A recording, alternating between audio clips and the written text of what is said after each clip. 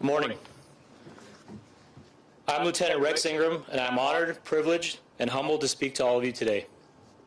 I was asked by Fernando's mom, Karina, to speak on behalf of the family. Officer Fernando Arroyos was a servant of God, a peacekeeper, and a man who always found the good in people. He was an honest man with drive, integrity, and humility that I was honored to witness during his time and my time as his watch commander at Olympic Division. For that, I praise his parents and grandparents and Angela. Thank you. You raised a young man who continues to inspire all of us today, a person who we all aspire to emulate, and as a role model for our children to grow up to be. And Fernando's partner, Officer Alfredo Carrillo, a man who mirrors Fernando's humility and character. I know Karina and Angela appreciate your unwavering support and your personal sacrifice during this difficult time. And to my brothers and sisters at Olympic Division, thank you. I'm very proud of you. Fernando, I know you're here with us right now, brother. This is for you and what you meant for us and what you continue to mean for everyone. When I first met you, I knew you were something special, a bright, shining star of hope and a sense of tranquility during times of chaos. Our first encounter was when you submitted a typical crime report that was anything but typical. It contained proper grammar, the correct use of pronouns, adjectives, and you even had the right UCR code on the face sheet. I was amazed. It was one of the best written crime reports I had ever read and had read in a long time. I immediately knew that you were brilliant and you stood out among your peers, so I asked where you went to school. You sarcastically answered, "I'm just an LAUSD student." I knew there was more to your story, and I jokingly said, "You're a little smarter than you look."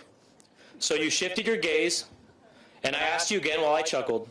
And then, and only then, you leaned forward over my desk and you said, "Cal Berkeley, sir." My gut was right. I was in the presence of someone who was probably smarter than all of his peers, supervisors, and watch commanders combined. Over the course of our time together, we had many conversations where I learned that you came from humble beginnings. You grew up in Southwest Division, which is where I did my probation on this job, so I was very familiar with the violence that plagues that command. You attended public schools, you were a track star and graduated with honors from Crenshaw High School. You continued your education at UC Berkeley and earned your degree in legal studies. To say I was impressed is an understatement. I began teasing you over the last 10 months for attending a college that a large part of the student body is historically associated for its active, vocal, anti-police protests and outspoken desires for defunding the police, the profession that you dreamed of becoming. While this ideology stood for everything you did not support and conflicted with your personal beliefs of right versus wrong, you were never dissuaded or pressured by the popular belief systems. But instead, you stayed true to your beliefs, morals, principles, and aspirations to become a servant of God. A dream of yours was to earn a college degree, return home, and give back to your community by becoming a Los Angeles police officer. In 2018, you achieved that dream. Each night you came to work, you did a tremendous job.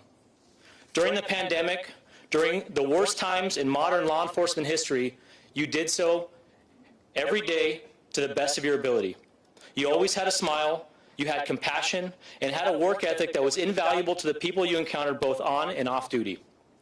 Your journey took you from Crenshaw High School to UC Berkeley, where you graduated with honors, from the East Bay to the field of your dreams at Elysian Park. You had every reason in the world to be arrogant, but you weren't. In fact, while you waited patiently for an academy date, you worked 2 jobs to support your family. You worked the overnight shift at McDonald's in the same community where you were raised, while you collaterally assumed the duties as the maintenance manager in your apartment complex, volunteering your time to make your home and your neighbors' living conditions better, all while never losing sight of your dreams of wearing our badge. You were a product of your community who represented the best of the diverse melting pot we call home in Los Angeles. You stood tall, defending life and liberty so that everyone else could live their American dream. You did this regardless of ever knowing them, meeting them, or having an affection towards them. You did this while protecting your girlfriend, the love of your life, Angela, on the night that you were so senselessly taken from us. Fernando, the system and the community that you worked so hard for failed you. You expressed your concerns to your family many times about how criminals were not being held accountable for their actions and how it was frustrating for the police and much more heartbreaking for the innocent victims. Your murder will not be in vain, and the violence must stop. Enough is enough. You shared with me your worries over the anti-police climate, the refusal to hold criminals accountable, and a woke narrative that only seemed to make things worse, not better. But despite those concerns, Fernando, you always carried on, because you are Fernando Arroyos. Fernando, it is my promise to you that I will continue to wear my badge proudly and continue to protect and serve you in your honor. As I look out into the crowd today, I see many different badges. Fernando, you brought us here together as one policing community. The badge is the most recognizable symbol of policing in America. Its simple yet majestic appearance means many things to many people. To the weak and vulnerable, it is a symbol of strength. To the frightened, it is a symbol of courage. To the lost, it is a beacon of light. To those isolated by poverty and disadvantage, the badge is a ray of hope. To every person who wears the badge, it sits squarely over their heart, directly across from their family name. This is important because it is a solemn oath to always act with integrity and to speak with honesty.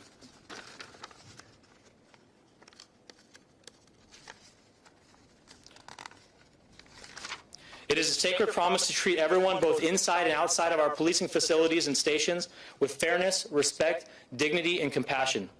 Fernando wore his badge with pride and lived up to its promise. I ask that all of you continue to do the same as I look out in front of me. This is a very difficult time to be a police officer in America, but together we will do what Fernando can no longer do here on earth. We must never lose sight of our dreams, the mission, and seek faith knowing that tomorrow will be a better place because the selfless sacrifice each of you make every day. John 15:13 says, "Greater love has no man than this, that he who lays down his life for his friend." Fernando, we will all aspire to be like you and continue to do what you did by trying to make Los Angeles a better place for everyone. Rest in peace, brother. We love you. We will take it from here, mijo. Fernando, you are end to watch.